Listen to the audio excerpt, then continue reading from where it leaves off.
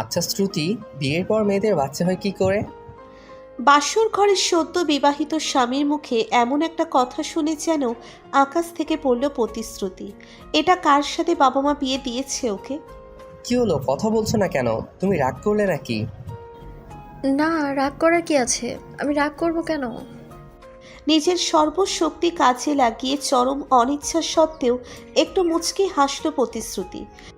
তাহলে বলো না, কিভাবে হয় মেয়েদের বাচ্চা? আচ্ছা, প্রথম আমার সাথে মজা করছে না তো? দেখতে তো ভীষণ সহজ সরল, ইনোসেন্ট, যেন ভাজা মাছটা উল্টে খেতে জানে না, এমন টাইপের একটা ছেলে সে। ওর সারল্য আর সততা দেখেই তো মা বাবা সম্বন্ধটা করে। কিন্তু ওর সরল বলে কোনো মানুষ এতটাও সরল হতে পারে যে স্বামী স্ত্রীর শারীরিক সম্পর্কের মানেই বোঝে না? এটাও কি সম্ভব এই যুগে? স্ত্রীর সাথে মজা করার মতো মানুষ নয় প্রথম, এটা খুব ভালো করেই জানে প্রতিশ্রুতি। প্রতিশ্রুতি লক্ষ্য করছে ওর স্বামীর হাত কাঁপছে। কি হলো, আপনার হাত পা কাঁপছে কেন? আপনি কি কোনোভাবে ভয় পেয়ে আছেন? না না, ভয় পাবো কেন? এটা আমার অনেক আগের একটা রোগ বলতে পারেন। রোগ? কিসের রোগ? মেয়েদের কাছাকাছি গেলেই কেন জানি না হাত পা কাঁপে আমার। জানি না কেমন হয় এটা। কেন? আগেও কি কোনো মেয়ের কাছাকাছি গিয়েছিলেন আপনি? আরে না, কি যে বলো না তুমি। তবে অনেকেই কাছে আসতে চেয়েছিল, কিন্তু আমার দুরবস্থা দেখে তারা নিজেরাই পালিয়ে যায়। ও তাই? আচ্ছা, আপনি সত্যিই জানেন না কিভাবে বাচ্চা হয়? না, জানি না। এই যে ধরুন আমার বিয়ে হয়েছে আপনার সাথে, এখন কিছুদিন পরেও আমিও তো বাচ্চার মা হব, তাই না? কিন্তু সেটা তো আর এমনি এমনি হব না। তার জন্য তো আপনাকে সাহায্য করতে হবে আমায়, তাই না? সাহায্য? কী রকম সাহায্য? শ্রুতি ওর স্বামীর আরও কাছে গেলে তারপর ওর সাদা শার্টের বোতামের ওপরে হাত দেয়। আগে এইটাকে খুলতে হবে। কেন? এটা খুলতে হবে কেন? আরে খুলুন না, আমি যা বলবো এখন চুপচাপ তাই করবেন, আর কোনো কথা নয়। হুম? প্রথম তার শরীরের ওপর থেকে শার্ট আর কালো ব্লেজারটা খুলে নিল। শ্রুতি তাকে একটা টান মেরেই নিচের ওপরে ফেলে দিল। মুহূর্তেই হকচকিয়ে উঠল প্রথম। এটা কি করছো তুমি? খুব লজ্জা করছে তাই না? আচ্ছা, নিজের চোখ দুটো বন্ধ করুন, তবেই আর লজ্জা করবে না। এই বলে শ্রুতি প্রথমে জিন্সের বেল্টের উপরে হাত দিল। বেল্টটা খুলে নিল সে। ওর হাতের স্পর্শে সাপের মতো মোচড়াতে লাগলো প্রথম। এরপরে জিন্সটা নিচে টান দিয়ে খোলার চেষ্টা করতেই শ্রুতির ওপর থেকে লাফ দিয়ে উঠে পড়ল প্রথম। চি চি চি, তোমায় ভালো মেয়ে মনে করেছিলাম আমি। এ কি অসভ্যতা করছো তুমি? আমার জামা কাপড় খুলে কি করতে চাইছো এসব? আমি থাকবো না এই ঘরে। এই বলে ঘর থেকে বেরিয়ে গেল প্রথম। শ্রুতি ওর চলে যাবার দিকে চেয়ে রইল। এমনিতেও সারাটা দিন ভীষণ ঝামেলার ভেতরে পার হয়েছে। প্রচুর ঘুম পাচ্ছে তার। এক রাশ হতাশা আর ভারাক্রান্ত মন নিয়ে ঘুমিয়ে পড়ল সে। স্বামীর জন্য আর অপেক্ষা করল না। আর অপেক্ষা করেই বা কী হবে? এমন হাবাগোবা মানুষের সাথে বাবা মা বিয়ে দিয়েছে ওর, না জানি ভাগ্যে কি আছে। সকালবেলা ঘুম ভাঙতেই দেখতে পাই প্রথম বিছানায় নেই। ভাবলো হয়তো সে আগেই উঠে গেছে। হঠাৎ বিছানার ওপরে রাখা টিভি রিমোটের ওপরে চাপ পড়তেই টিভিটা অন হয়ে গেল। নিউজ চ্যানেলে একটা লাইভ টেলিকাস্ট হচ্ছে। ঘটনাটা হলো, একটা মেয়েকে গতকাল রাতে ধর্ষণ করা হয়েছে। আর সেটা কোনো সিরিয়াল রেপিস্টের কাজ, যে কিনা প্রতিদিন রাতে সবার আড়ালে মেয়েদের ধর্ষণ করে মেরে ফেলে। পুলিশ এখনো পর্যন্ত তার কোনো হদিশ পায়নি, কিন্তু এইবার সেই সিরিয়াল রেপিস্টকে শনাক্ত করা যাবে হয়তো, কারণ মেয়েটার লাশের পাশেই একটা ঘড়ি পাওয়া গেছে। পুলিশের ধারণা এটা ওই রেপিস্টের ঘড়ি। জুম ক্যামেরায় ঘড়িটা দেখানো হচ্ছে। প্রতিশ্রুতি অবাক হয়ে গেল ঘড়িটা দেখে। হায় আল্লাহ, এটা কি দেখছি আমি? এই ঘড়িটাই তো কালকে প্রথমের হাতে দেখেছি আমি। তবে কি না না, সেটা কি কি করে সম্ভব? না না, এইসব কি ভাবছি আমি? একটা ঘড়ি তো কিছুতেই সব কিছু প্রমাণ হতে পারে না। দেখতে একই রকম অনেকগুলো ঘড়ি তো থাকতেই পারে। ওটা অন্য কারোর হবে হয়তো। কিন্তু প্রশ্ন হলো, প্রথম কোথায় গেল? যাই হোক না কেন, রুম থেকে বেরিয়ে পড়ল প্রতিশ্রুতি। তারপর গোসল সারার জন্য বাথরুমের দিকে গেল। এমনিতে যদিও সকাল সকাল গোসল করার মতো কিছুই ঘটেনি রাতে। গোসল সেরে এসে কিছুক্ষণ পরেই সে বেডরুমে উপস্থিত হলো। এসেই দেখে ভেতরে প্রথম দাঁড়িয়ে আছে। হঠাৎ তাকে দেখে বেশ অবাক হলো প্রতিশ্রুতি। কি ব্যাপার, সারারাত কোথায় ছিলেন আপনি? বাইরে ছিলাম। বাইরে ছিলেন সেটা তো আমিও জানি, কিন্তু সেই বাইরেটা কোথায়? মায়ের ঘরে ছিলাম, তার সাথেই ঘুমিয়েছি। আপনি এখনো মায়ের কাছে ঘুমান? কেন, ঘুমাই তো। কাল আপনি যে অসভ্যতা করলেন আমার সাথে, তারপরও আপনার সাথে রাত কাটাতাম কি করে? আমি অসভ্যতা করেছি আপনার সাথে? তা নয় তো কি, আমি একটা পুরুষ মানুষ, আপনি মহিলা, আপনার সাথে জামা কাপড় খুলবো কেন আমি? সত্যি আপনি না বড্ড অসভ্য আছেন। ও গড, উফ, এ কে রে? এই ছেলে নাকি এখনো মায়ের কাছে ঘুমায়? আচ্ছা তাও ঠিক আছে, ঘুমোতেই পারে, কিন্তু স্বামী স্ত্রী সম্পর্কে মানে বোঝে না। বাবা মা এটা কার সাথে বিয়ে দিল আমায়? একদিনের সাথে কাটাতে না কাটাতে আমার লাইফটা হেল করে দিল একেবারে। আচ্ছা শোনো, আমার ওয়ালেটটা দাও। ওয়ালেট কোথায় আছে? ওই তো ড্রয়ারে। আর এই নাও চাবি। আর হ্যাঁ, চাবিটা এখন থেকে তোমার কাছেই রেখো।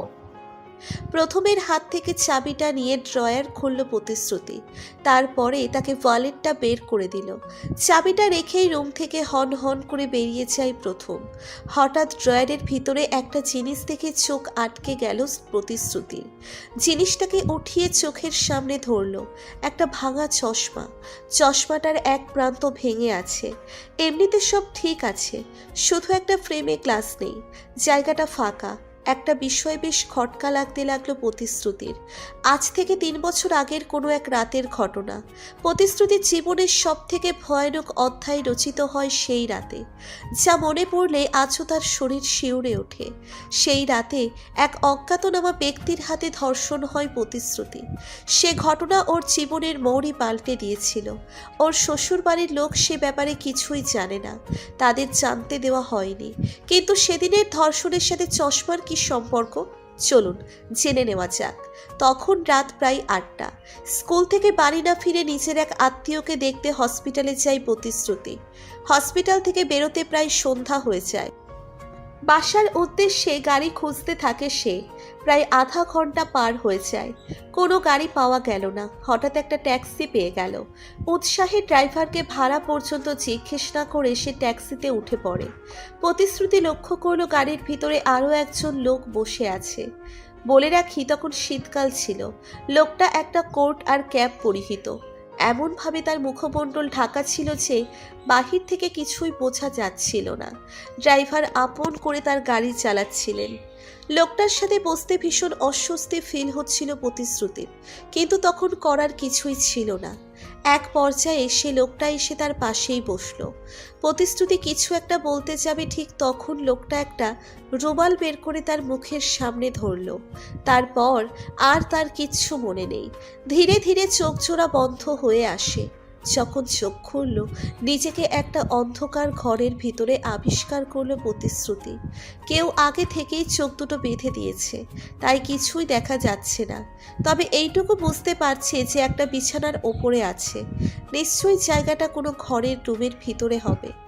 কেউ আছো? কে নিয়ে আসলো আমাকে এখানে? কেউ আছো? চারপাশ থেকে কোনো প্রত্যুত্তর আসলো না।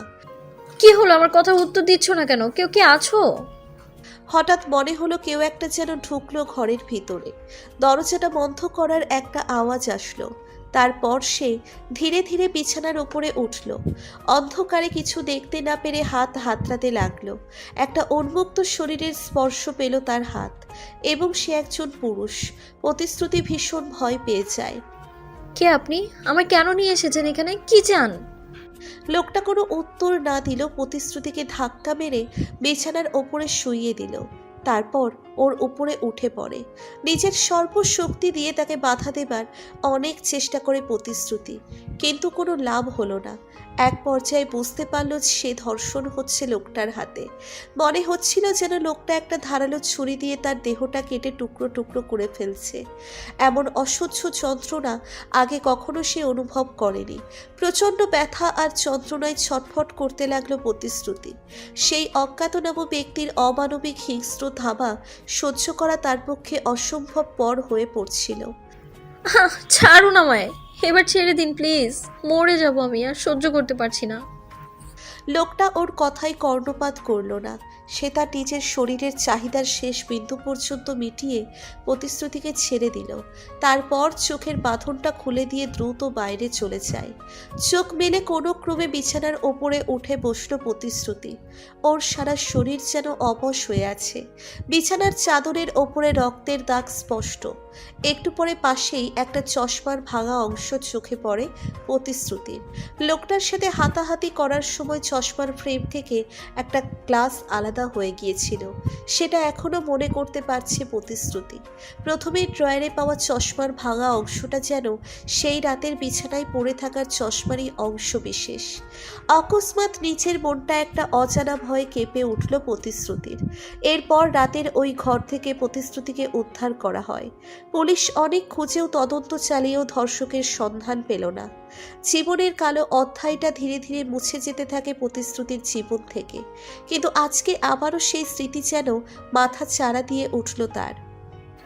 এই প্রথমের ভেতরে কিছু একটা তো নিশ্চয়ই চলছে, নয়তো একটা পূর্ণবয়স্ক মানুষ যে কিনা শারীরিক সম্পর্কে মানেই বোঝে না, এও কি হয়? আচ্ছা, এমনটাও তো হতে পারে ও সবটা জানে, সবটা বোঝে, শুধু একটা মুখোশ পরে আছে। কিন্তু কেউ কোনো কারণ ছাড়াই এরকম একটা হাবাগোবা টাইপ কেন সেজে থাকবে? তবে কি সেদিনের সেই ধর্ষণ আর আজকের টিভিতে দেখা ঘটনার সাথে কোনো যোগাযোগ আছে প্রথমের? না, আর কিছুই ভাবতে পারছে না প্রতিশ্রুতি। সে যতই এই বিষয়টা নিয়ে ভাবতে যাচ্ছে, মাথাটা ক্রমাগত ভারী হয়ে আসছে তার। সেই রাতের ব্যক্তি যদি প্রথম হয়ে থাকে, তবে ওর তো চেনার কথা প্রতিশ্রুতিকে। সব কিছু জেনেও কেন সে ওকে বিয়ে করতে গেল? না, নিজের স্বামীর বিষয়ে অহেতুক চিন্তা করছে প্রতিশ্রুতি। দু একটা ঠুনকো আন্দাজি প্রমাণের জন্য নিজের সহজ সরল স্বামীকে সন্দেহ করাটা চরম অন্যায় হচ্ছে তার। ড্রয়ারটা খুলে ভেতরের জিনিসগুলো ভালো করে দেখতে থাকে প্রতিশ্রুতি। সেইভাবে দেখার মতো কিছুই চোখে পড়ল না। হঠাৎ খুঁজতে খুঁজতে একটা কাগজের খাম চোখে পড়ল তার। খামটাকে ড্রয়ার থেকে বের করে খুলে দেখতে লাগলো প্রতিশ্রুতি। ভেতর থেকে কতগুলো ছবি বেরিয়ে আসলো। সবগুলোই মেয়েদের ছবি। এদের আগে কখনো দেখেনি প্রতিশ্রুতি। কিন্তু মেয়েদের ছবি ও স্বামীর ড্রয়ারে এলো কি করে কিছুই বুঝতে পারছে না। ওর জানা মতে প্রথমে তেমন কোনো আগ্রহ নেই মেয়েদের ব্যাপারে। তবে ওর কাছে এতগুলো মেয়ের ছবি আসলো কোথা থেকে? এগুলো নিজে রেখেছে নাকি অন্য কেউ রেখে দিয়েছে, কে জানে। একটু পরে মনে হলো কেউ একটা ওর কাঁধে হাত রাখলো পেছন থেকে। চমকে উঠল প্রতিশ্রুতি। কি ব্যাপার, আপনি আপনি এত তাড়াতাড়ি ফিরে এলেন? কেন, আমি আসাতে কি খুব অসুবিধা হলো তোমার? না না, অসুবিধা হবে কেন? আপনার ঘরে আপনি ছাড়া আর কে আসবে? তোমার হাতে কি এগুলা? কি লুকিয়ে রাখছ? তেমন কিছু না, ড্রয়ার ভেতরে পেলাম। তুমি আমার অনুমতি ছাড়া ড্রয়ারে হাত দেবে না কখনো। যেগুলো বের করেছো রেখে দাও। হ্যাঁ হ্যাঁ, রাখছি। দেখো, সরি, আমি কখনো কারো উপরে রাগ করি না। আর জানি না কেন রাগ হলো আমার। তুমি কিছু মনে করো না। আপনার বউ তো আমি, আপনি শাসন করবেন না তো কে করবে? আমি রাগ কেন করতে যাব? এই বউ বউ বলবে না একদম, ভীষণ লজ্জা লাগে আমার। ন্যাকা এসেছে লজ্জাবতী নারী, এটা কে জুটেছে কপালে আমার? কিছু বললেন? না না, কিছু বলিনি তো। আচ্ছা, আপনাকে আমার বউ বলবো না তো কি বলবো? বুঝতে পারছি ভীষণ লজ্জা লাগে আপনার। জানি না কি বলবে। এভাবে স্বামী বউ একদম বলো না আমার সামনে। এছাড়া যা খুশি ডাকো। এই বলে ঘর থেকে বেরিয়ে গেল প্রথম। স্বামীর চলে যাবার দিকে চেয়ে একটা হাসি দিল প্রতিশ্রুতি। কিন্তু তার মনে একটা খটকা এখনো যেন রয়ে গেছে। সেটা হলো ছবিগুলো। এই ছবিগুলো কাদের আর এই ঘরে কেন, সেটা আর তার জানা হলো না। এরপর দুপুরবেলা বাবার বাসা থেকে একটা ফোন কল আসে প্রতিশ্রুতির। প্রথমকে বললে প্রথম যেতে চাইল না। তাই বাধ্য হয়ে প্রতিশ্রুতিকে একাই যেতে হলো। যদিও বিকেলেই ফেরার সিদ্ধান্ত হয়েছে, কিন্তু নিজের বাড়ি থেকে বেরোতে প্রায় সন্ধ্যা হয়ে আসলো প্রতিশ্রুতির।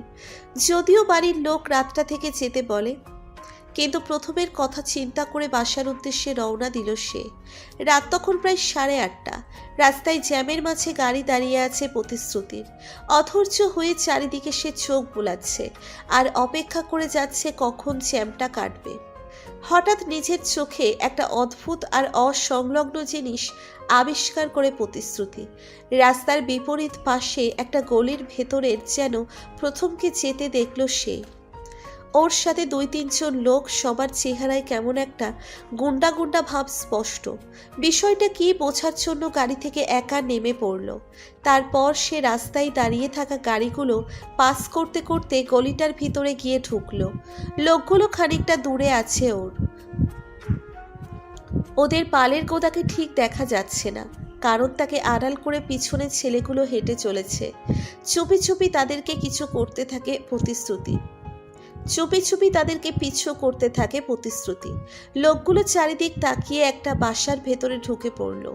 প্রতিশ্রুতি এক দৌড়ে সেই বাসাটার কাছে যায়। বাসার সামনে একটা আধ খোলা জানালা। জানালাটা দিয়ে উকি মারতেই যা দেখতে পেল, নিজেকে স্থির রাখতে পারল না প্রতিশ্রুতি। হায় আল্লাহ, এইটা কি দেখছি আমি? এই তো প্রথম। ও এইখানে কি করছে? প্রথমের বেশভূষা সম্পূর্ণ অন্যরকম। সেই ছিমছাম সাদামাটা সহজ সরল প্রথমের সম্পূর্ণ উল্টো এর সব কিছু। কিন্তু গলার স্বর, সেটা তো আর পাল্টানো সম্ভব নয়। প্রতিশ্রুতি স্পষ্ট শুনতে পেল ভেতরে প্রথম কিছু একটা বলছে। এই দৃশ্য দেখে ভয়ে হাত পা কাঁপতে লাগলো প্রতিশ্রুতির। তার মানে ও যেটা ভাবছে সেটা সত্যি? এই সব কিছুর সাথে প্রথম জড়িয়ে? লোকজন চলে আসতেই ওই জায়গা থেকে সরে পড়ল প্রতিশ্রুতি, কারণ ও চায় না প্রথম দেখে ফেলুক ওকে বা সন্দেহ করুক। তারপর সোজা নিজের বাসায় চলে আসলো। সারাটা পথ যে কিভাবে জার্নি করে এসেছে একমাত্র সেই জানে। বেডরুমের দরজাটা খুলতেই যেন মাথায় বাজ পড়ল তার। প্রথমে একটা ম্যাগাজিন হাতে বিছানার উপরে শুয়ে আছে, পাশেই একটা চায়ের কাপ। এ কি তুমি? এই তোমার বিকালে আসা হলো? বেডরুমের দরজাটা খুলতেই যেন মাথায় বাজ পড়ল প্রতিশ্রুতির। প্রথমে একটা ম্যাগাজিন হাতে বিছানার ওপরে শুয়ে আছে, পাশেই একটা চায়ের কাপ। আপনি আপনি এইখানে? হ্যাঁ, এখানে। না তো কি অন্য কোথাও থাকার কথা ছিল নাকি আমার? না, এটা হতে পারে না। এটা হতে পারে না, কিছুতেই না। বিড়বিড় করে কি বলছো এগুলা? আমি তো বুঝতে পারছি না কিছুই। আর তুমি এভাবে আমতা আমতা করছোই বা কেন? আপনি কখন আসলেন ঘরে? কখন আসলাম মানে কি? আমি তো সন্ধ্যা থেকেই বাসায় আছি। তুমি আসতে লেট করেছো বলে ভীষণ টেনশন হচ্ছিল। ইভেন ফোন করেছিল কয়েকবার, দেখো রিসিভ করনি তুমি। প্রতিশ্রুতির মাথার ওপর দিয়ে যাচ্ছে সব কিছু। একটু আগেই নিজের চোখে প্রথমকে দেখে এসেছে সে। এখন কিনা প্রথম দিব্যি বসে আছে ওর সামনে। সব থেকে বড় কথা, প্রথমের ব্যবহার দ্বারা বিন্দুমাত্র মনে হচ্ছে না ও কিছু একটা লুকাচ্ছে। সেই রকম কিছু হলে ওর চোখ মুখে সেই ছাপ স্পষ্ট ফুটে উঠত। প্রথম যদি এখানেই থেকে থাকে তবে ওখানে ওটা কে ছিল? না, বাড়ির অন্য কারোর সাথে কথা বলতে হবে এই বিষয়ে, নয়তো আজকের পেটের ভাত হজম হবে না আমার। বেডরুম থেকে বেরিয়ে গেল সে। তারপর ড্রয়িং রুমে আসলো। ড্রয়িং রুমে প্রথমেই ছোট ভাই সার্থক বসে বসে টিভি দেখছে। ভাবিকে হনহন করে আসতে দেখে উঠে দাঁড়ালো সে। কি হয়েছে ভাবি? সব কিছু ঠিক আছে তো? তোমার আসতে এত রাত হলো কেন? সেসব কথা পরে হবে, আগে তুমি আমার একটা কথার উত্তর দাও তো ভাই। কথা? কি কথা বলো? আজ সন্ধ্যা থেকেই তো বাসায় আছো তুমি, তাই না? হ্যাঁ, কিন্তু কেন? আচ্ছা, তোমার ভাইয়া কি কোথাও বেরিয়েছিল সন্ধ্যার পরে বা তারও আগে? হ্যাঁ, কি বললে তুমি? ভাইয়া সন্ধ্যার পরে বাসা থেকে বেরোবে। ওর ব্যাপারে কিছুই জানো না এখনো তুমি ভাবি? কি জানি না আমি। ও হলো একটা ভিতর হাতটি। সন্ধ্যার পরে বাথরুমে যেতে পর্যন্ত মানুষ লাগে ওর। একা একা যেতে পারে না। বাসা থেকে বের হওয়া তো দুঃস্বপ্ন। বুঝেছি। আচ্ছা, আজকে বেরিয়েছিল কিনা বলো। না, আমি তো দেখিনি। সন্ধ্যার পরে নিজেকে ঘরে ঢুকে দরজা বন্ধ করেই ছিল। আমি 2 মিনিট আগে চা দিয়ে আসলাম। ও তাই? আচ্ছা, তুমি এই প্রশ্ন কেন করছো সেটা তো বললে না। ভাইকে বাইরে দেখছিলে নাকি? না, কিছু না, তুমি টিভি দেখো, আমি আসছি। আর আমি যে এগুলো জিজ্ঞেস করেছি তোমার ভাইয়ার সাথে শেয়ার করো না আবার। আচ্ছা, বলবো না। সার্থক আবার টিভি দেখায় মনোনিবেশ করে। প্রতিশ্রুতি সিঁড়ি বেয়ে উপরে চলে গেল। পরের দিন সকালবেলা টিভি খুলতেই আরও একটা ব্রেকিং নিউজ। আবারও একটা পরিকল্পিত ধর্ষণ এবং খুন, যদিও এবার অপরাধীর থেকে কোনো ক্লু শনাক্ত করা যায়নি। সব থেকে অবাক করা ব্যাপার, ধর্ষণটা সেই জায়গায় হয়েছে যেখানে প্রথমকে গতকাল রাতে দেখেছিল প্রতিশ্রুতি। সেই জায়গায় গতরাতে একটা মেয়েকে ধর্ষণ করে খুন করা হয়েছে। পুলিশের ধারণা এটা ওই সিরিয়াল রেপিস্টের কাজ। হন্যে হয়ে পুলিশ খুঁজছে তাকে, কিন্তু কোনো কাজ হচ্ছে না। অপরাধী এত পরিকল্পিত আর সূক্ষ্মভাবে কাজগুলো করছে, পুলিশ তার পর্যন্ত পৌঁছানোর কোনো রাস্তা খুঁজে পাচ্ছে না। প্রথম খুন খারাপি, রক্তারক্তি, ধর্ষণ এগুলো সহ্য করতে পারে না। প্রতিশ্রুতি লক্ষ্য করলো টিভি নিউজ দেখে ভীষণ ভয় পেয়ে আছে সে। এমন একটা মানুষ ধর্ষণের মতো কাজ করতে, এটা সত্যিই বড্ড অবাস্তব আর অবিশ্বাস্য। বিকেলবেলা বাড়ির ছাদে বসে আছে প্রতিশ্রুতি। একা বসে বসে পুরো দিনের ঘটনাগুলোর কথা ভাবছে সে। হঠাৎ নিচের দিকে চোখ পড়তেই দেখতে পায় প্রথম গ্রাউন্ড ফ্লোর থেকে বেরিয়ে রাস্তার সামনে এসে দাঁড়ালো। তারপর চারিদিকটা ভালো করে তাকাতে থাকে। ওর আচরণ বড্ড সন্দেহজনক মনে হচ্ছে প্রতিশ্রুতির কাছে। কেমন জানি একটা আতঙ্ক বা লুকোচুরি ভাব নিয়ে দাঁড়িয়ে আছে ওর স্বামী। চারিদিকটা চোরের মতো ওইভাবে তাকিয়েই দেখছে। প্রতিশ্রুতি তাড়াতাড়ি ছাদ থেকে নেমে গেল। তারপর লিফট করে সোজা গ্রাউন্ড ফ্লোরে। ওর চোখের সামনে থেকে প্রথম একটা ক্যাবে উঠে পড়ে। তারপর ড্রাইভারকে নির্দেশ করতেই সে এগিয়ে যায় সামনে। না, কিছু তো একটা হচ্ছে। আমার এক্ষুনি প্রথমকে পিছু করতে হবে, দেখতে হবে ও ঠিক কোথায় যাচ্ছে আর কি করতে চাইছে। এখন আর হাত পা গুটিয়ে বসে থাকলে চলবে না। তারপর সেও একটা ট্যাক্সি করে প্রথমকে ফলো করতে থাকে। রাস্তায় গাড়ির সংখ্যা কম ছিল বলে খুব সহজেই প্রথমকে ফলো করা যাচ্ছিল, নয়তো এতক্ষণে হয়তো গাড়ির ভিড়ে হারিয়ে ফেলতে হতো। হঠাৎ মনে হলো প্রথম গাড়িটা থেমে গেল। কাছে এসে দেখলো সত্যিই তাই। গাড়ি থামিয়ে প্রথম একটা বিল্ডিংয়ের ভেতরে ঢুকলো। ঢোকার আগে চারপাশটা তাকিয়ে নিল সে। এই দৃশ্য দেখে প্রতিশ্রুতিও তার গায়ে থামিয়ে বিল্ডিংটার সামনে এসে দাঁড়ায়। সে ভাবছে এখন তার ভেতরে যাওয়া ঠিক হবে কিনা। কি করব বুঝতেই পারছি না। ভেতরে যাব না, এইখানেই দাঁড়িয়ে থাকবো। কিন্তু এইখানে দাঁড়িয়ে থাকলে ভেতরে কি হচ্ছে জানবো কি করে? আর প্রথম ওই বা লুকিয়ে একা একা এমন একটা ফাঁকা জায়গায় কেন আসলো, জানতেই হবে আমায়। নিজের মন থেকে অনুমতি নিয়ে বিল্ডিংয়ের ভিতরে ঢুকলো প্রতিশ্রুতি। বিল্ডিংয়ের কাজ এখনো শেষ হয়নি। ভেতরে তেমন লোকজন আছে বলেও মনে হচ্ছে না। এমন একটা জায়গায় প্রথমের কি কাজ মাথাতেই ঢুকছে না। ধীরে সন্তর্পণে পা টিপে টিপে এগিয়ে যেতে লাগলো প্রতিশ্রুতি। কোথাও প্রথমকে দেখা যাচ্ছে এটা নিশ্চিত। কোথাও প্রথমকে দেখা যাচ্ছে না, তবে এই বিল্ডিংয়ের ভেতরেও ঢুকেছে এটা নিশ্চিত। হঠাৎ একটা পায়ের আওয়াজ ভেসে আসলো প্রতিশ্রুতির ভেতর থেকে। আচমকা ভয়ে আঁতকে উঠল সে। পেছনে তাকাতে যাবে ঠিক তখন পেছন থেকে তার মাথায় সজোরে আঘাত করলো। মুহূর্তেই একটা অস্ফুট চিৎকার দিয়ে মাটিতে লুটিয়ে পড়ল প্রতিশ্রুতি। চোখ মেলেই নিজেকে একটা রুমের ভেতরে আবিষ্কার করলো প্রতিশ্রুতি। মাথায় প্রচণ্ড ব্যথা করছে তার, তবে জায়গাটা ভীষণ পরিচিত মনে হলো তার কাছে। মনে হচ্ছে আগেও যেন এই জায়গাতে এসেছে, কিন্তু এই অবস্থায় ঠিক মনে করতে পারছে না। একটু পরে ঘরের ভেতরে কেউ এসে ঢুকলো। লোকটাকে দেখেই মুহূর্তেই চমকে উঠল প্রতিশ্রুতি। এ কি তুমি? আমি তোমার বাড়িতে এলাম কি করে? তার আগে বলো, ওই বিল্ডিংয়ে কী কাজ ছিল তোমার? আর কারা ছিল ওরা? কেউ একটা তোমার মাথায় আঘাত করে ফেলে রেখেছিল। কি বলবো আর আমি? আচ্ছা, তুমি আমায় বাঁচিয়ে এনেছো তাই না, কিন্তু তুমি ওই জায়গাটা কি করে পৌঁছলে? কি করে পৌঁছালাম মানে? আমি ওখানেই ছিলাম।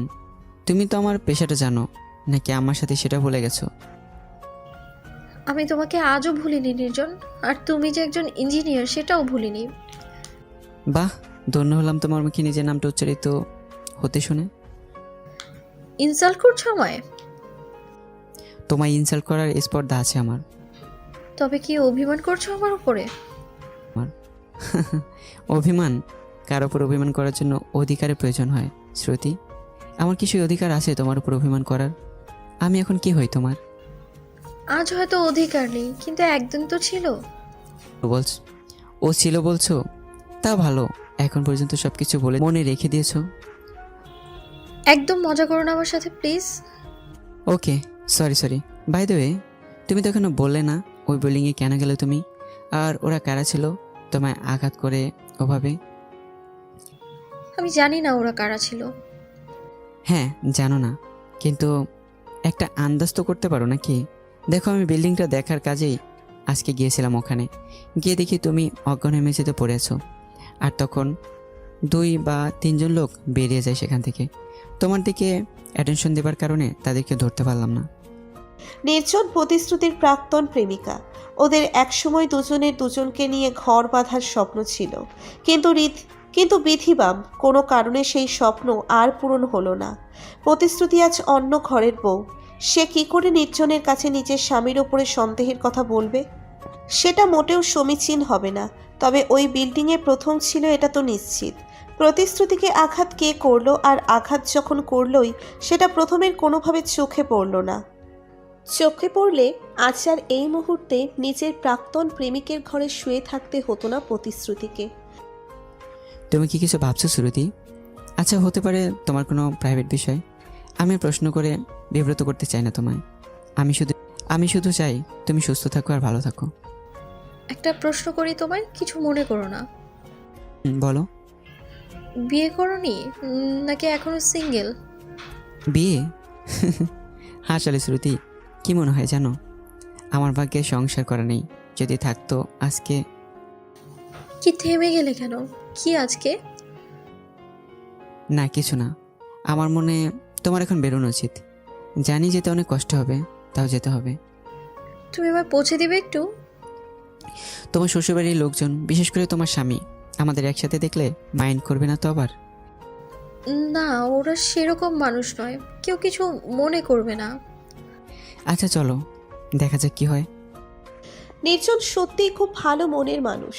প্রতিশ্রুতি ভাবতেও পারেনি ও বিয়ের পরেও এতটা ভালো ব্যবহার করবে ওর সাথে।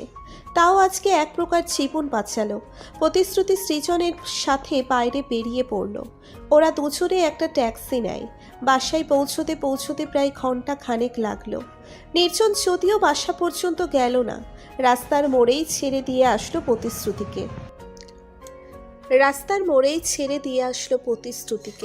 মাথায় ব্যান্ডেজ নিয়ে মাথায় ঢুকলো প্রতিশ্রুতি। প্রথম নিজের স্ত্রীকে আহত অবস্থায় দেখে বেশ ঘাবড়ে গেল। শ্রুতি, কি হয়েছে তোমার? তুমি আঘাত পেলে কি করে? আমার কি হয়েছে না হয়েছে সেটা আপনার না জানলেও চলবে। তার আগে বলুন, আপনি আজকে বাসা থেকে বেরিয়ে কোথায় গিয়েছিলেন? এ কি হলো? তুমি এভাবে রেগে কথা বলছো কেন? আমি কোথায় গিয়েছিলাম মানে? আমি স্পষ্ট দেখেছি আপনাকে বাসা থেকে বেরিয়ে যেতে। মিথ্যে বলার একদম চেষ্টা করবেন না। আমি কোথাও যাইনি শ্রুতি, বিশ্বাস করো আমায়। আর তুমি আমার সাথে এভাবে কথা বলছো কেন? কি হয়েছে বলবে? না কিছু হয়নি, আমি ঠিক আছি। কিছু হয়নি মানে? তোমার মাথায় ব্যান্ডেজ কেন? বলছি, আগে এক গ্লাস পানি আনুন আমার জন্য প্লিজ, খুব তেষ্টা পেয়েছে। প্রথম কিচেনে ছুটে যায় পানি আনার জন্য। প্রতিশ্রুতি প্রথমকে যতই দেখছে ততই অবাক হচ্ছে। কতটা কেয়ারিংও। স্ত্রীকে আহত অবস্থায় দেখে ওর চেহারায় বদলে গিয়েছে একেবারে, যেন নিজের সবটুকু উজাড় করে দিতে চাইছে। এমন একটা মানুষকে সন্দেহ করতেও মন বাধা দিচ্ছে প্রতিশ্রুতি। কিন্তু আজকে সে প্রথমকে নিজের চোখে সন্দেহজনকভাবে বেরিয়ে যেতে দেখেছে। ওর সেই দেখা মিথ্যে হয় কি করে? একটু পরে প্রথম এক গ্লাস পানি নিয়ে ছুটে আসলো। প্রতিশ্রুতি পানির গ্লাসটা হাতে নিয়েই ঢকঢক করে পুরোটা সাবার করে দিল। তারপর ধীরে ধীরে সোফার উপরে গিয়ে বসে। আচ্ছা কি হয়েছে এবার তো বলো। তোমার মাথায় আঘাত লাগলো কি করে? কে করেছে এই অবস্থা তোমার? আমি জানি না। জানো না? জানো না মানে কি? আমি সত্যিই জানি না। কিন্তু কেউ তোমাকে কেন মারতে যাবে? আর বাঁচালোই বা কে তোমায়? আমি বলতে চাইছি তোমার চিকিৎসা কে করলো? নির্জন আমায় দেখতে পেয়ে ওর বাসায় নিয়ে যায়, সেখানেই ট্রিটমেন্ট হয় আমার। নির্জন? নির্জনকে? নির্জন আমার পুরনো এক বন্ধু। মাঝখানে দীর্ঘদিন পরিচয় ছিল না ওর সাথে। আজকে বহু বছর পরে ওকে দেখা গেল। ওই আমায় উদ্ধার করে ওর বাসায় নিয়ে যায়। ও আচ্ছা, বুঝতে পারলাম। কিন্তু তুমি কখনো আমায় সে ভদ্রলোকের কথা তো বলোনি। বলিনি, কারণ বলার প্রয়োজন হয়নি। তাছাড়া আমি নিজেও ওকে ভুলে গিয়েছিলাম, মাথায় ছিল না ওর কথা। আচ্ছা, যা হয়েছে হয়েছে। তুমি ভালোই ভালোই বাসায় ফিরে এসেছো, এই অনেক। এবার বেডরুমে চলো, রেস্ট নেবে। প্রথম প্রতিশ্রুতিকে নিয়ে বেডরুমে চলে গেল, তারপর ওকে বিছানায় শুইয়ে দেয়। প্রতিশ্রুতি এখন পুরোপুরি সুস্থ বলা যায়। এদিকে তখন সন্ধ্যা হয়ে এসেছে প্রায়। একটু পরে নির্জনের কল আসলো প্রতিশ্রুতির ফোনে। এমনিতেও প্রথম নেই এখন রুমে, তাই নির্দ্বিধায় ফোন রিসিভ করলো প্রতিশ্রুতি। পাশে পৌঁছেছো তো ঠিক মতো? হ্যাঁ, পৌঁছেছি। শরীরে কী অবস্থা এখন তোমার? এই তো মোটামুটি, অনেকটাই ভালো। কি করছো এখন? খাবার দাবার খেয়েছো কি? না, এখনো খাইনি। প্রথম আমার হাজবেন্ড আর ওর ছোট ভাই ওরা দুজন রান্না করছে। বাহ, ভালোই তো। ওরা তোমার খুব টেক কেয়ার করে, তাই না? হ্যাঁ, করে তো।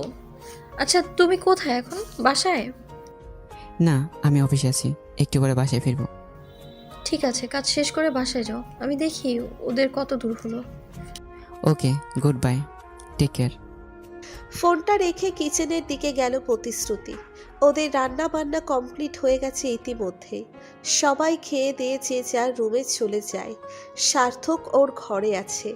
এদিকে প্রথম আর প্রতিশ্রুতি ওদের ঘরে। তখন রাত 10টা ওভার। তুমি কিন্তু আমাকে সেই জিনিসটা শেখালে না। কোন জিনিসটা? আরে ওই যে সেদিন বাসরাতে তোমায় যেটা জিজ্ঞেস করেছিলাম। ও, মেয়েদের সন্তান কি করে হয়, তাই তো? হুম। কি করে শেখাতাম? আপনি তো নিজেই আমাকে কতগুলো কথা শুনিয়ে উঠে গেলেন। ওটা তো লজ্জার কারণে বলেছিলাম। তো আজ কি লজ্জা করছে না? হ্যাঁ করেছে, তবে কম, একটু একটু। আপনি আমার সাথে মজা করছেন, তাই না? আমি জানি আপনি সব জানেন, সব বুঝতে পারেন, শুধু শুধু বোকা বানালেন আমায়, তাই না? না, বিশ্বাস করো আমি কিচ্ছু জানি না, আর তোমাকে বোকা বানানোর কোনো ইচ্ছা নেই আমার। সত্যি বলছেন? আমার কিন্তু বিশ্বাস করতে কষ্ট হচ্ছে। হ্যাঁ সত্যি বলছি। ঠিক আছে, তবে শেখাচ্ছি। এই বলে প্রতিশ্রুতি ছপ করে প্রথমের ওপরে উঠে পড়ল। ভয়ে যেন প্রথমের কাছুমাছু অবস্থা। কি হলো? এত ভয় পেলে চলে নাকি? আমার বুক কাঁপছে, প্লিজ ছেড়ে দাও আমায়। না, আজকে আর ছাড়ছি না আপনাকে। আজকে তো আমি শিখিয়ে ছাড়বো। আর শুধু শেখাবো না, আজকে আপনাদের সন্তানের থাক, যাক গে সেই কথা। প্রতিশ্রুতি প্রথমে শার্টটা খুলে ফেলল। এরপর ওর মুখের কাছাকাছি গিয়ে ঠোঁটের ওপরে একটা চুমু দিল। যে পুরুষ কোনো মহিলার সংস্পর্শে এতটা নাজেহাল হয়ে পড়ে, সে আর যাই হোক রেপ করতে পারে না, তাও সিরিয়াল রেপিস্টের মতো কিছু। এটা অসম্ভব। যাই ঘটে যাক না কেন, প্রথমের ওপর থেকে সব সন্দেহ যেন দূরীভূত হয়ে যাচ্ছে প্রতিশ্রুতির। প্রথমের লজ্জা আর ভয় কেটে যাচ্ছে ধীরে ধীরে। প্রতিশ্রুতি দুহাতে দিয়ে শক্ত করে জড়িয়ে ধরল নিজের স্বামীকে। তারপরে তার মাথাটাকে চেপে নিজের গলার অঞ্চলের সাথে মিলিয়ে একাকার করে নিল। প্রথমে একটা চাদর টেনে নেয় ওদের দুজনের ওপরে। এরপরে আর কারো মুখ থেকে কোনো কথা বেরোলো না, শুধু ভালোবাসার আদান প্রদানের পালা বদল চলতে থাকে। তার রেশ ধরে মাঝে মাঝে নরম খাটের বিছানাটা আন্দোলিত হচ্ছিল। তার সাথে সাথে দুজন নরনারীর নিঃশ্বাসের শব্দ। রাত প্রায় 1টা। হঠাৎ ঘুম ভেঙে গেল প্রতিশ্রুতির। পাশ ফিরেই দেখে প্রথম নেই বিছানায়। বুকটা যেন ধরফর করে উঠল তার। কি হলো ব্যাপারটা? এত রাতে প্রথম কোথায় গেল? বাথরুমে গেলেও ও তো একা যায় না কখনো। লাইটটা অন করে চারিদিক খুঁজতে লাগলো প্রতিশ্রুতি। ঠিক তখন একটা ফোন কলের মৃদু আওয়াজ আসলো। এটা তো প্রথমের ফোনের রিংটোন মনে হচ্ছে। তার মানে ওর ফোন ঘরেই আছে। ফোনটা আর কোথাও না, প্রথমের বালিশের নিচেই ছিল, তাই শব্দটা স্পষ্ট আসছিল না। কৌতূহল বশত ফোনটা রিসিভ করে প্রতিশ্রুতি। ওপাশ থেকে একটা সুপরিচিত কণ্ঠ ভেসে এসলো তার কানে। কণ্ঠস্বরটা শুনে যেন মাথায় বাজ পড়ল প্রতিশ্রুতির। নিজের কানকে বিশ্বাস করতে পারছে না সে, কারণ আওয়াজটা আর কারণ নয়, নির্জনের ছিল। তার মানে নির্জন আর প্রথম এরা একে অপরকে চেনে, কিন্তু সেটা কি করে সম্ভব হতে পারে? আর ওরা একে অপরকে চিনবেই যখন, দুজনের কেউ স্বীকার করলো না কেন সেটা? কি এমন সম্পর্ক আছে ওদের দুজনের মধ্যে? কিন্তু এই সময় আর এত রাতে প্রথম কোথায় গেল? প্রতিশ্রুতি খুঁজতে থাকে তাকে। হঠাৎ অন্ধকারে কারোর সাথে একটা ধাক্কা খেল সে। অমনি আটকে উঠল সে। কে কে এখানে? আমি প্রথম, তোমার হাজব্যান্ড। আপনি আপনি এত রাতে কোথায় গিয়েছিলেন? আমি এদিকে খুঁজে মরছি আপনাকে। কোথায় আর যাব, একটু ছাদে গিয়েছিলাম। আপনি ছাদে গিয়েছিলেন রাতে, আর তাও একা একা? আচ্ছা, এখন কি অন্ধকারে দাঁড়িয়ে দাঁড়িয়ে কথা বলবে? আগে ঘরে চলো। প্রথম আর প্রতিশ্রুতি ওদের বেডরুমে আসলো। প্রতিশ্রুতির হাতে নিজের ফোনটা দেখে বেশ অবাক হলো প্রথম। এ কি, এটা তো আমার ফোন, তুমি আমার ফোন নিয়ে কি করছো? কেন, ফোনটা ধরে কি খুব অন্যায় করে ফেলেছি? নাই অন্যায়ের কথা জানি না, তুমি আমার ফোন ধরলে কেন? আগে তার উত্তর দাও। প্রথম, আমি আপনার স্ত্রী হই। আপনার সব জিনিসের উপর পূর্ণ অধিকার আছে আমার। তুমি এরপর আমাকে না বলে কোনো জিনিসে হাত দেবে না। আমি বুঝতে পারছি না কি এমন আছে ফোনে, আর আপনি মনে হয় ভয় পেয়ে আছেন আমি ফোনটা ধরাতে। আচ্ছা, কেউ কি ফোন দিয়েছিল নাকি? কেন, কেউ কল দেবার কথা ছিল নাকি? প্রতিশ্রুতি কল লিস্ট থেকে নির্জনের নম্বরটা মুছে ফেলেছে, যাতে প্রথম কিছু বুঝতে না পারে। কারণ সে চায় না প্রথম কোনো কারণে সন্দেহ করুক তাকে। তবে ও আরও বেশি সতর্ক হয়ে যেতে পারে। তখন আর চাইলেও কিছু করতে পারবে না প্রতিশ্রুতি। একবার ভেবেছিল নিজের স্বামীর কাছে নির্জনের কথা জিজ্ঞেস করবে, কিন্তু পরে ভেবে দেখল প্রথম কিছুতেই নির্জনের সাথে ওর সম্পর্কের কথা স্বীকার করবে না। সেটা করার হলে বিকেলে এভাবে চিনেও না চেনার ভান করতো না। কি হলো, বললেন না যে বিশেষ কারো ফোন করার কথা ছিল? না, কে আর ফোন করবে আমার কাছে, তাও এত রাতে? দেখো, আমার পার্সোনাল জিনিসে কেউ হাত দিলে এটা ঠিক পছন্দ করি না আমি ছোটবেলা থেকেই এরকম। তুমি প্লিজ আমার ব্যবহারে কষ্ট পেও না। ঠিক আছে, তুমি যখন চাইছো না তোমার পার্সোনাল কোনো জিনিসে হাত দেবো না আমি, কিন্তু এত রাতে ছাদে কেন গিয়েছিলে, তাও একা একা? সেটা তো বলে না আমায়। আমি তো জানি তুমি অন্ধকারে ভীষণ ভয় পাও। এমনি ভালো লাগছিল না, তাই ছাদে গিয়েছিলাম। একবার ভেবেছিলাম তোমায় ডেকে তুলবো, পরে কিছু একটা ভেবে একাই চলে গেলাম, আর কিছু না। প্রথমের এই কথার ভেতরেও যেন কোথাও মিথ্যার গন্ধ পাচ্ছে প্রতিশ্রুতি। ও কিছুতেই বিশ্বাস করতে পারছে না নিজের স্বামীর কথা। প্রথমকে অবিশ্বাস বা সন্দেহ করার কোনো ইচ্ছে নেই প্রতিশ্রুতির। ও বরাবর চাই ওর নিজের স্বামীর প্রতি সকল অবিশ্বাস সন্দেহ যেন ভুল প্রমাণিত হয়। তবে হেরে গিয়েও জিতে চাই প্রতিশ্রুতি, কিন্তু প্রথমের কার্যক্রম বারবার ওকে সন্দেহ করতে বাধ্য করে। আজকে নির্জনের ফোন কল ওর সন্দেহকে আরও কয়েক গুণ বাড়িয়ে দিয়েছে। পরের দিন সকালবেলা আবারও সেই একই ব্রেকিং নিউজ। রাতে এক কিশোরীকে ধর্ষণ। মেয়েটার বয়স 14 বছর, তাকে ধর্ষণ করে খুন করা হয়েছে। তার মৃত্যু ধর্ষণের কারণেই হয়েছে, আলাদা করে খুন করা হয়নি তাকে। পুলিশ হন্যে হয়ে খুঁজছে সেই সিরিয়াল রেপিস্টকে, কিন্তু কোথাও তার কোনো হদিশ পাওয়া যাচ্ছে না। অদ্ভুত ব্যাপার, এই খুনটা খুব বেশি দূরে নয়, প্রথমদের বাসা থেকে খানিক দূরেই হয়েছে। আরও একটা বিষয় লক্ষ্য করলো প্রতিশ্রুতি, আর সেটা হলো বাসার মেইন গেট খোলা। এত সকালে সাধারণত গেট খোলা হয় না বাসার। কেয়ারটেকারকে ডেকে তুলল প্রতিশ্রুতি। আঙ্কেল, এত সকাল সকাল গেট খোলার কারণ কি? আপনাকে তো বলা হয়েছিল 7টার পরে গেট খুলতে। আমি গেট খুলবো কি আর মামুনি, কালকে রাতে চাবি তো আমার কাছে ছিল না। চাবি আপনার কাছে ছিল না মানে? কার কাছে ছিল চাবি? সন্ধ্যাবেলা বড় মালিক, মানে তোমার হাজব্যান্ড, চাবিটা নিয়েছিল আমার কাছ থেকে। আপনার কাছ থেকে চাবি নিয়েছে মানে? আমি যত দূর জানি বাসায় তো ডুপ্লিকেট চাবি আছে। তবে বড় সাহেব বললেন চাবিটা নাকি হারিয়ে গেছে, তাই উনি আমার থেকে চাবিটা চেয়েছিলেন। আচ্ছা, আপনি চাবি নেবার কারণ জিজ্ঞেস করেননি? না, জিজ্ঞাসা করিনি তো। আর আমি কেনই বা জিজ্ঞাসা করতে যাব মামুনি? মালিকের নিশ্চয়ই কোনো কাজ ছিল, তাই নিয়েছে। আচ্ছা, বুঝতে পেরেছি, আপনি যান। প্রতিশ্রুতি নিশ্চিত প্রথম রাতে বাইরে বেরিয়েছিল, কিছুই মাথায় ঢুকছে না প্রতিশ্রুতির। তার মানে ওর ছাদে যাওয়ার কথা মিথ্যে ছিল? কিন্তু এত বড় একটা মিথ্যে কেন বললো প্রথম? না, প্রথমকে বড্ড ছাড় দেওয়া হয়ে যাচ্ছে। ওকে এবার কিছু জিজ্ঞেস করতেই হবে। ওর থেকে রাতে বাসা থেকে বেরিয়ে যাওয়ার কারণটা জানতেই হবে, তাতে যাই হয়ে যাক। এই ভেবে প্রতিশ্রুতি গেট থেকে বাসার সিঁড়ির দিকে পা বাড়াবে, ঠিক তখন একটা লোক এলো। তার হাতে একটা পার্সেলটা প্রতিশ্রুতির নামেই। লোকটা পার্সেল দিয়েই চলে যায়। গেটের সামনে দাঁড়িয়েই পার্সেলটা খুলল প্রতিশ্রুতি। এর ভেতরে একটা চিঠি আছে মনে হচ্ছে। খোলার পরে তার ধারণা সঠিক প্রমাণ হলো। চিঠিটা খুলতেই দেখলো ভেতরে কয়েকটা লাইন লেখা।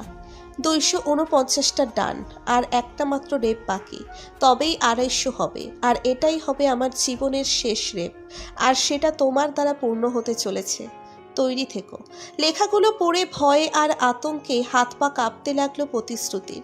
চিঠিটা কে পাঠালো তার কাছে? তার কোনো নাম বা ঠিকানা উল্লেখ নেই। তবে যেই পাঠাক না কেন, সে যে একজন ভয়ানক সাংঘাতিক লোক এই বিষয়ে কোনো সন্দেহ নেই। হঠাৎ প্রতিশ্রুতির মনে হলো কেউ যেন ওর সামনে এসে দাঁড়ালো। মুহূর্তেই চমকে উঠল সে। কি হলো? এত সকালে গেটের সামনে দাঁড়িয়ে কি করছো? না, কিছু না, কিছু না মানে? এমনি এলাম। আচ্ছা, তোমার হাতে কি ওটা? না, কিছু না। কিছু না বললেই হলো? আমি স্পষ্ট দেখতে পাচ্ছি একটা চিঠির মতো কিছু আছে তোমার হাতে। আরে এটা তেমন গুরুত্বপূর্ণ কিছু না, ছেড়ে দাও। ঠিক আছে, দেখাও আমাকে। হ্যাঁ দেখবো, তার আগে বলো তো গতকাল রাতে কোথায় গিয়েছিলে তুমি? গত রাতে গিয়েছিলাম মানে? কোথায় যাব আমি? দেখো, আমি কিন্তু কেয়ারটেকারের কাছ থেকে জেনেছি গেটের চাবিটা তোমার কাছেই ছিল, আর সকালে এসেই দেখতে পেলাম গেটটাও খোলাই আছে। তার মানে কি দাঁড়ালো? তুমি কি সন্দেহ করছো আমায় কোনো কারণে? না, তোমার সন্দেহ করব আমি? শুধু এইটুকুই জানতে চাইছি, রাতে কোথায় গিয়েছিলে তুমি? তুমি তো জানো গত রাতে একটা ধর্ষণ হয়েছে আমাদের এলাকায়। হ্যাঁ, নিউজে দেখলাম, কিন্তু রাতে কোথাও যাইনি আমি। গেটটা আমি কিছুক্ষণ আগেই খুললাম।